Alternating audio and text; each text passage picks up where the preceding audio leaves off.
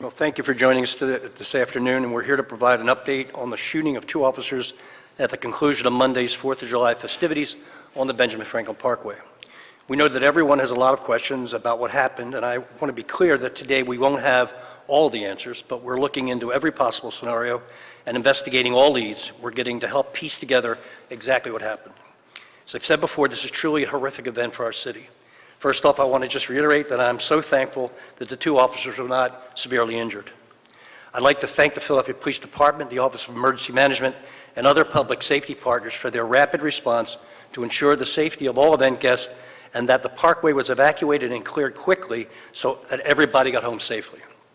The fact that no one was seriously physically injured during the evacuation is a testament to the deep and months-long planning process that the city employs for major events like these. While I'm grateful for that, there is no doubt about it, this is a deeply traumatizing incident for our city. No one wants to feel unsafe when they are out in public attending a celebratory event.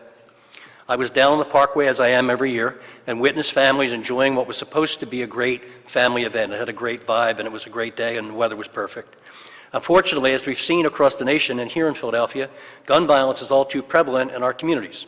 And the common thread, through so much of this violence, is the proliferation of guns. The regularity of these events here and across the country is heartbreaking.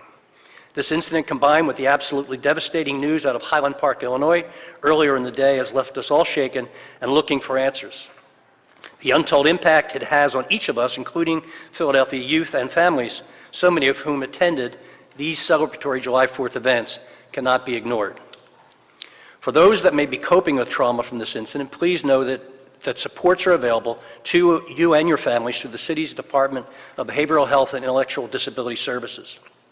If you or another person are in distress and need immediate help, call the Philadelphia Crisis Line at 215-685-6440 anytime, day or night. It's 215-685-6440.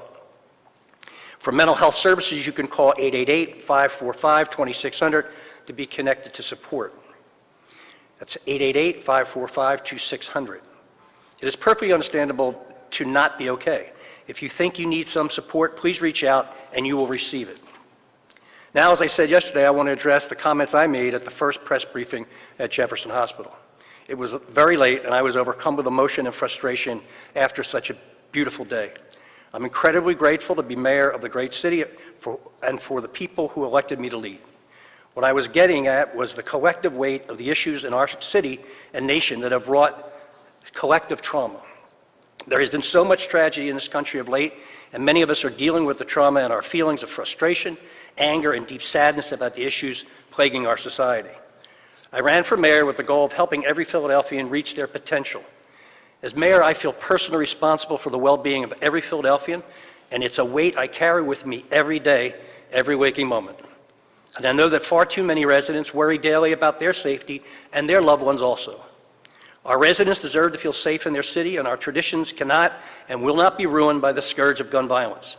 I love our city, and as mayor, there's nothing more I want than to help solve this problem and keep our residents and visitors safe.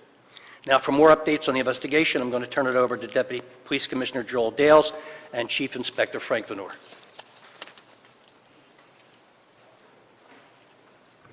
Good afternoon. My name is Joel Dales. I am the Deputy Commissioner of Patrol Operations, And with me, I have Chief Inspector Frank Venor, who is the Chief Inspector of the Detective Bureau, Chief Inspector Michael Cram, who is the Chief Inspector of Homeland Security, and on the 4th of July, he was the overall commander of the concert and fireworks detail along the Parkway, and also have Chief Inspector James Kelly from Regional Operation Command South, who was the overall commander of the Independence Day Parade, South Street, and also Penn's Landing. Before I pass over to Chief Inspector Frank Venor, I just want to give you a quick update on the officer's status. Both officers, they are home recovering. They are both in good spirits, and they're both eager to come back to work. I also want to thank Montgomery County Sheriff's Department for their continuous support and also their partnership, especially during the 4th of July detail. And lastly, I would like to mention that the officers who work the detail, the officers, supervisors, and commanders, they did an outstanding job with evacuating over 1,000 people from the Parkway. Over 1,000 people. And out of those 1,000 people, we had 3 folks who suffered minor injuries as a result of the evacuation process. So with that, those officers did an outstanding job, so I want to commend them for that. So now we'll pass it over to Chief Inspector Frank Venor, who will give you a quick update on where we are with our investigation in reference to the shooting on the Parkway. Frank? Good afternoon. I'm going to go over some things we know and some things are working theories as the investigation moves forward. Everybody knows that this occurred about 9:47 p.m. on Monday evening. Let me give you a little bit of history on what happens just minutes before. As the anticipation of the fireworks being set off, one of the patrol commanders moved into position, the highway patrol, to cut off pedestrian traffic in front of the Art Museum, which would have been in the 2500 block of the Parkway. What they do, they line up in a straight line and ask all the people to remove from that area. Most of the people are between that area and the stage, where the street ends and the stage is, sitting on the grass, getting ready to watch the fireworks over the Art Museum. What we now know is, just before this, Officer Diggs, Highway Patrol officer, walks to throw something in a trash receptacle before he gets lined up. He walks all the way down to where the bikes are. There's a trash receptacle there. He throws it out. As he turns to walk back, he believes, and this is in his interview, that he's hit over the head or an object hits him of some kind. All right? What we now know is that a bullet, probably coming in a downward direction, we're not sure exactly how his head was turned, but we have his hat here, and you could clearly see, and I'll hold it up for you later, that the hole in the hat is on top, and it's in a downward trajectory. That bullet was found in almost pristine condition inside his hat. All right? He stumbles, all right, and some of the officers notice. They don't know what's wrong because no one has reported hearing a gunshot at this point. So this is just before the fireworks, almost simultaneously, because about a minute or two later, the fireworks start. He's stumbling, somebody notices blood. At the same time, about 20 feet away, is Montgomery County bomb tech Officer Foster. He's about 20 feet away on the same sidewalk on the side of the building. He sees Diggs, he starts moving towards him and feels what he believes is an object hit him in the right shoulder. He believes he's hit with an object. He keeps walking and he looks down and sees some blood on his shirt. Both of these bullets were recovered. One was on the sidewalk by the bikes. The other one was obviously, a lot of you have seen, inside of the hat. Neither one of them penetrated their bodies. They cut them, but they did not enter. Both bullets were recovered, and they are, we know now through scientific analysis, they are fired from the same weapon. So those two bullets, but as you could see, and anybody who's seen a bullet hit anything at a high velocity, it's going to flatten, it's going to bend, it's going to fragment. These bullets look like they were fired into a water tank. All right? So we now know that we believe that they're .40 caliber rounds. All right? So the .40 caliber round is just like the round, we're going over comparing rounds, but it's on the third row here, 2 in. That round, that type of round. There's other .40 caliber rounds with other grains. This is the type of weapon it is. So that's what we have as far as the bullets we recovered. there have been a lot of comparison, people telling us there was gunshots in my neighborhood a few blocks away. We've been comparing stuff there. We have not matched anything else to these 2 rounds at this time. Now, one of the other things we know is because the bullets were moving so slow and there didn't have much momentum left, is a .40 caliber round can travel unimpeded. Now you don't know what the wind was, you don't know what the other variables, air density. It could travel over 2,200 yards. All right, then it's going to stop and it's going to come down based on what other variables there are, wind and weather and anything else that's going on. And it's going to also depend on the way the person's arm that fired it was. So if I'm holding it straight up, there's a chance it's going to go up, it's going to stop, and then depending on the wind, it could move, it could go back. If I'm standing somewhere and I go like this, well, that could travel a long 2,200 yards, over a mile, and then it's going to come down depending on which way the wind's blowing. It could be in the other direction, it could be in the same direction. So you have no idea. Just to give you a little relevance, all right, Officer Diggs, when we believe he's hit, he's right around here, and Officer Foster is about 20 feet away on the side of the building, right in front of the Art Museum. All right? The people are all here, and we were just attempting to stop people from moving through the Egan's Oval area so they're not in harm's way when the fireworks are going off right overhead. That's pretty standard. We do that all the time.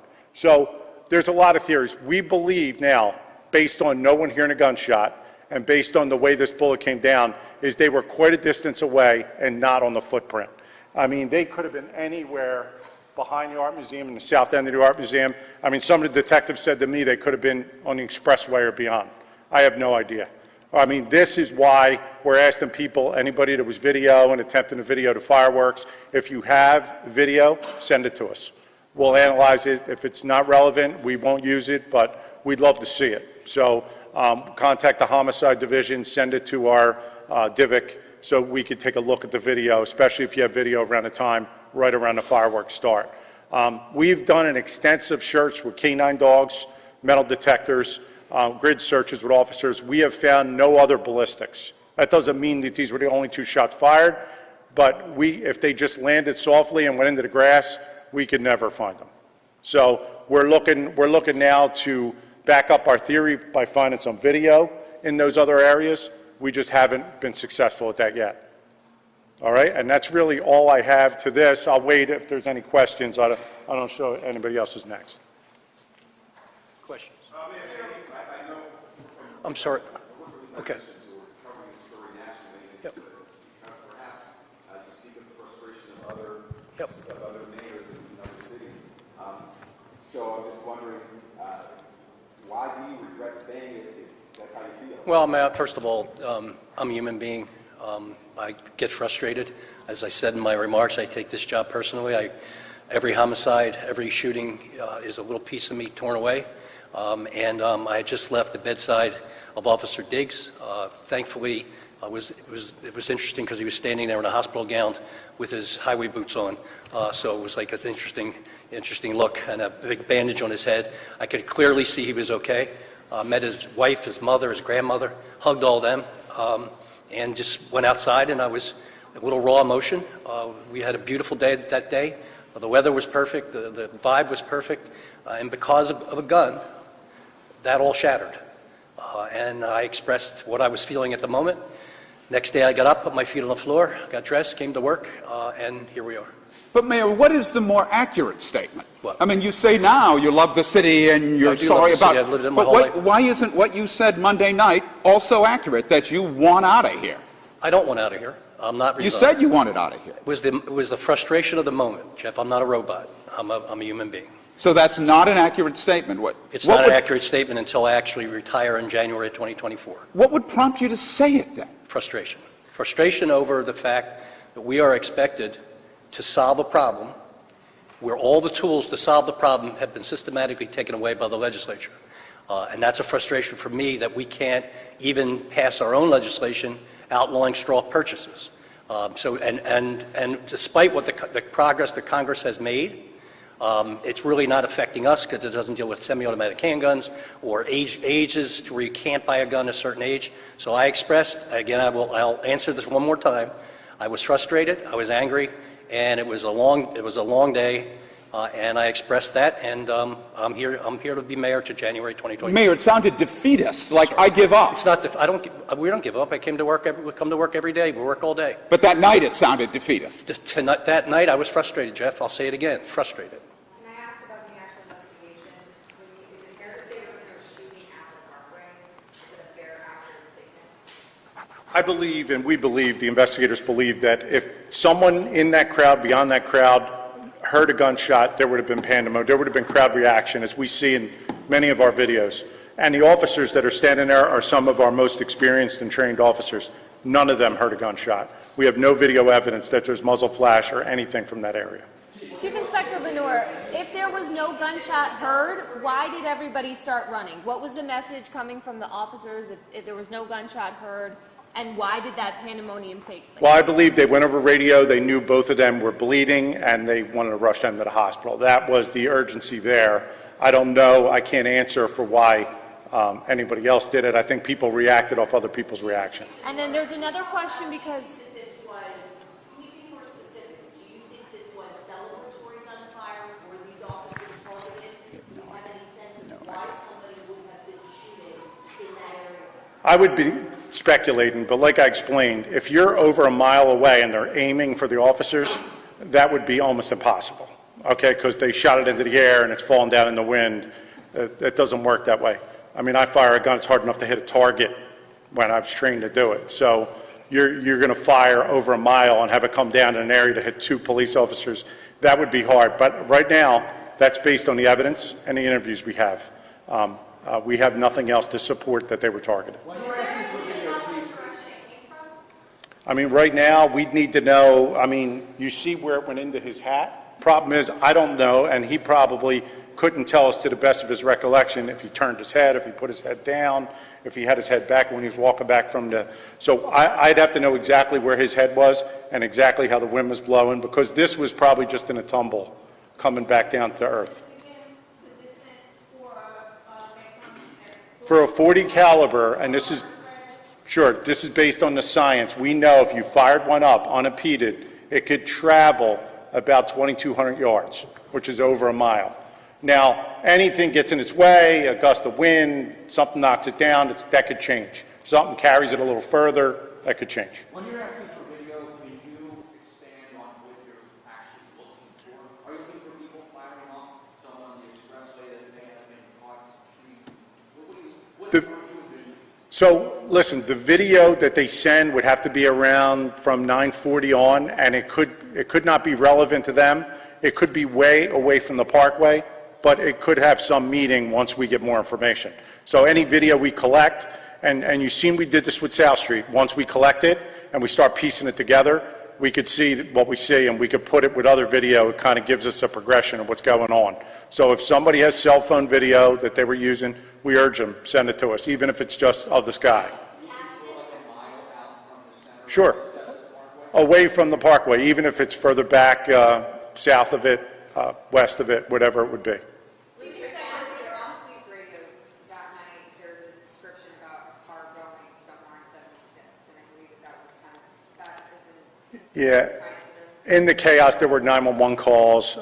We actually went into one of the apartment buildings, but none of them were related to my knowledge. Yeah, so what you're talking about, what the police officer believed was they saw the highway patrol officers rushing the deputy sheriff to the hospital. So they didn't know if it was involved in the shooting or not. So they thought the police were in pursuit. So that's what that was about. I'm sorry? Well, that came from multiple commanders. So just to let you know, I'm going to clear this up. If you look at the video before the fireworks started, everyone was sitting on the lawn preparing to watch the fireworks. No one knew that the police officer was shot. I was literally there myself. We didn't know what we were dealing with. The officers didn't even know they were shot. So when we start asking questions, one officer says, "No, he's definitely shot." And I said, "Okay, we need to get him to the hospital." So at that point, we put the word out, let's evacuate the Parkway. All commanders were notified. They put the word out. And again, I just can't stress enough, the police officers did a great job with evacuating over 1,000 people from the Parkway. Yes, sir. Over 1,000. You're always tasked with what more could be done, right? You're always tasked with next time, maybe in America. It sounds like the circumstances provided here today with the Philadelphia Police Department, the amount of personnel you had on scene there. With the question, is there more that can be done? Well, there's always room for improvement, I will say. Good question. We are going to take a close look at everything we've done, what happened, what could we have done better. Next week, we have an after-action debrief, and one of the conversations we are going to have is in reference to our exterior zone coverage. We're going to take a look at whether or not we need to expand the exterior zones. We've been doing it for years. I've been a part of the planning process as a command from the rank of captain all the way up to my current rank. And I've worked the detail as a police officer almost every year, just about. And the planning were somewhat the same. Every year we evolve and we make changes every year. If you notice now, we have blocking vehicles in place because of the current climate, what's happening around the world, right? So now we're going to have to take a closer look at areas where we may need to put up temporary cameras. If we have blind spots, we may have to put temporary cameras up at the locations. But we are going to take a close look at the exterior zones moving forward. Also, where can we post cameras temporarily during these events? Real way to defend against... One at a time, one at a time. Any real way to defend against somebody a mile away? Go ahead, sir.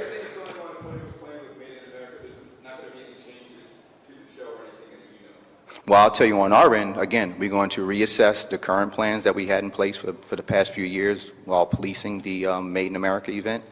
And again, we're going to take a close look at the zones that we have in place, whether we need to expand the exterior zones or whether we need to plant cameras in certain areas across the MI. I will say one thing about that detail. It is well secured, I will say, based on how it's set up. It's a little different as to how we police the Made in America versus the 4th of July detail. So those are some of the things we'll be looking at. Where are the mags located? How reliable are they? Was anybody turned away for having one? So with the mags, I can't go into details in reference to what occurred at the magnetometers, but I will say we had approximately 17, am I correct, 17? 17 magnetometers that were in place. Were they all in one location or was it multiple? We had 9 different entrances. Hold on, sir. We got Pat, ma'am. Want me to translate for you? I can do it. You got it? Cool.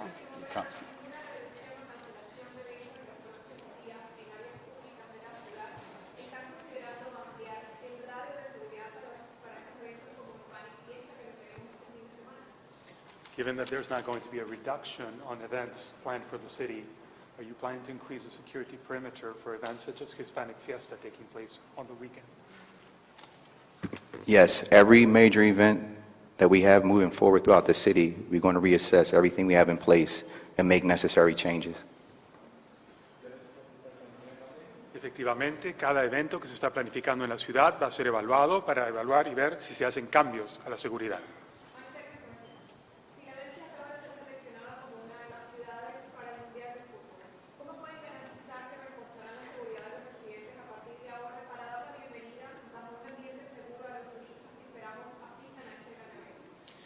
Philadelphia has just been selected as one of the cities hosting the World Cup, the Soccer World Cup. How can you enhance security to ensure that visitors and fans are safe in the city?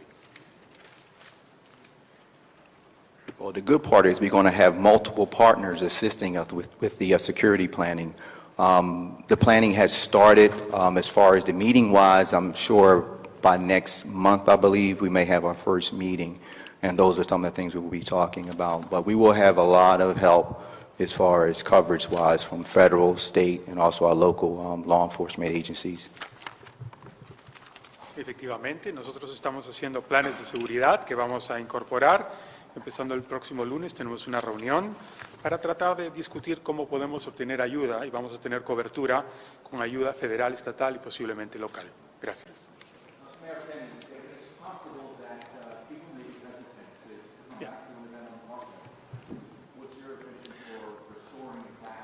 Well, I think people would go about what they normally used to doing and coming to our events. We're not going to cut back on any events. As you heard the Deputy Commissioner say, we're going to kind of reassess what we're doing and maybe have to expand the zones. Made in America, I think, is the next really big one. They've always had magnetometers. I think this is the first time we've used them at Wawa Welcome America. And again, we had 17 of them. So they'll be employed again. I just think that we need to move forward and not be paralyzed by fear, and continue to do the things we're used to doing as safely as we can with the right planning. I mean, the one thing I was really very impressed with the other night was the training of our officers is top notch. I mean, those men and women knew exactly what they were doing, exactly how to move people, and there was not an overwhelming sense of panic. People were leaving in an orderly way. So I think we have to continue living. We can't hide in a closet. We have to live, and hopefully we'll continue to try to get some common sense gun laws in this state, in this country, to keep these weapons out of people's hands who would fire them indiscriminately. Mayor Petty, we know there's a number of illegal guns on the street too. Yes, I know. Well, I'm sorry, you're asking.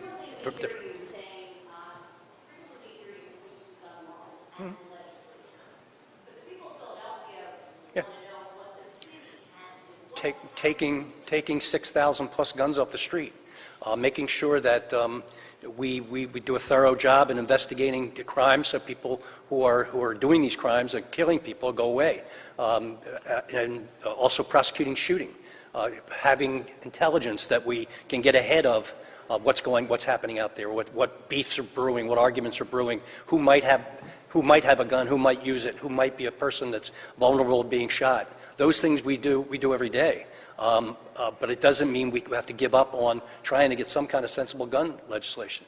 I mean, extended magazines, semi-automatic handguns, 15-year-old kid. When I was 15 years old, I never saw a gun, let alone knew how to get one. And you can go to one of these gun shows up in the county, buy a bag of guns, no questions asked, bring them back and sell them in Philadelphia. That's something's wrong. Something's wrong with that system, and it needs to change. What? Because I got elected with 80% of the vote, and I work hard every single day. I put my heart and soul into this job. I care about people, and we're trying to do positive things at the same time of keeping people safe. And I will continue to do that until my last day in office. Well, I'm not getting that from lots of folks who are contacting me, both by phone and by email and by text. Basically, very encouraging. So. I mean, I know social media is not a good barometer of what people really think. It's a lot of trolls out there, but I've gotten a lot of support from people. Okay. What? Councilwoman Sherelle Parker did respond to you in regards to your comments. She said she actually reached out to you. What was that conversation like? She was a very I'm not going to do. It's not the place for mayoral endorsements at this moment. Everybody has an opinion. Some of my colleagues have opinions, and they're free to express them. I mean, that's just the way this profession is. And she did call me in the morning. It was a very brief conversation. She didn't say she was going to say what she said, but look, everybody has it. It's a very emotional, very frustrating situation, and everybody is, wound tight over it. Mark has suggested having a broader conversation on the city's stop and frisk practices. Are you talking about that? No, he hasn't talked to me about it. And stop and frisk it means lots of things to lots of people. And I don't think we should be doing that again with young men in our city, just randomly stopping them, going through their pockets. I mean, those were old policing tactics that put us in a situation that kind of made a confrontation between our communities and the police department. And if he could define what he's actually talking about, maybe we can have a conversation. But I'm not. What I'm used to knowing about stop and frisk, I'm not willing to bring that back. Yes. I'm sorry. On the heels of that, President Clark also spoke about really a revolving door at the criminal justice center. They believe that there's just people with guns, illegal guns being allowed off. Have you guys specifically asked the Philadelphia District Attorney for records, numbers, what they're doing? We're reviewing the data to see how we can better coordinate all of our law enforcement partners together. I know that the U.S. Attorney's Office has been taking many cases, a lot of these carjacking cases they've been taking, which we applaud them for helping us. ATF has been wonderful with us when it comes to investigating things and gun crimes. So we're working together, and we can all do a better job. But I'm not going to get into and territorial dispute. The district attorney is an independently elected person. He doesn't work for the mayor, and no, I understand. And we do work, I understand, and we do work together, and we're trying to do a better job. Hey, Mayor, on Monday night, you sort of smirked at the end of it. That's You it, said, guys. yes, That's as it. a matter We're of at fact, time, so I thank do. you. Could you, Mayor, could you explain that? Chief Inspector Benoit? Mayor, explain that.